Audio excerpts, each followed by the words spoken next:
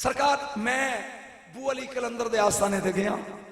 इस वास्ते मैं चूंकि वेख के आया मैनू ज्यादा इलम बू अली शाह शरफुद्दीन बू अली कलंदर बैठे हुए ने एक नौकर उरे होए वो आ गया जी जाए दही लैके आ हुण जिड्डा वड्डा बंदा होवे नौकर भी ओडे वड्डा हुंदा है इन्हें मुर्शद दही दा कटोरा चुक लिया प्याला ते इंज टुरिया जांदा भी कलंदर दा नौकर आ अगों अलाउद्दीन खिलजी दा गवर्नर टुरिया हुंदा सी गली तंग सी हुण इहदे ज़हन च भी मैं कलंदर दा नौकर आ ते ओहदे ज़हन च मैं वक्त दे बादशाह दा गवर्नर आ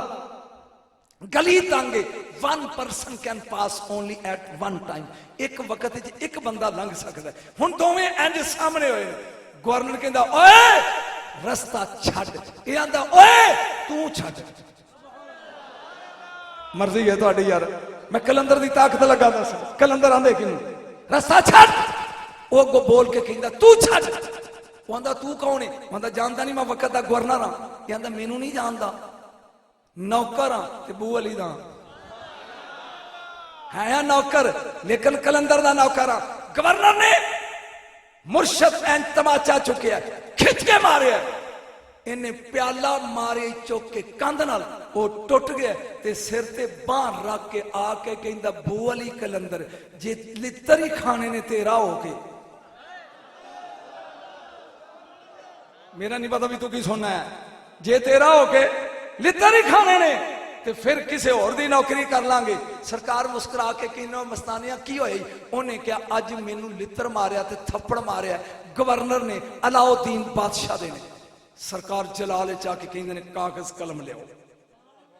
आ गया कागज कलम मैं सोचा भी लिखन गया जोर है जनाब मियां साहब मेहरबानी ये मेरा नौकर सी ते तुहाडे मारिया इनू तमाचा ते ये चंगी गल नहीं अगों जरा हालात रखे जी सरकार ने एक शेर लिखे ते लिख के नौकर नू कहन लगे गवर्नर नू नहीं बादशाह नू दे के आ लिखिया कि बाजगीर ई आमले बदकारे वरना बख्शम मुल्क तो पाती करे ओए खिलजी इस उल्लू दे पट्ठे गवर्नर नू लगाम दे वरना कल सुबह तेरी बादशाही किसी होर नू दे देंगे तेनू कलंदर दी अजे समझ ही नहीं आई ना नहीं आई नहीं जे आउंदी ते तू बोल दो ओए इनू लगाम दे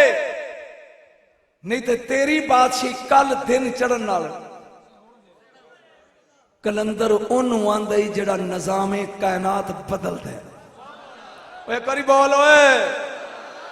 जिदी ज़बान चो मेरा गौस फरमांदा है लैसल फकीरो मन लैसा लहू दिरहमुन वला दिनार बल फकीरो मन काला लिशैन कुन फयकून ओ फकीर नहीं जिदा बोझा खाली होवे गौस कहंदे ने फकीर ओ आंदा जदों होवे कवे ना हो जा ते हो जाए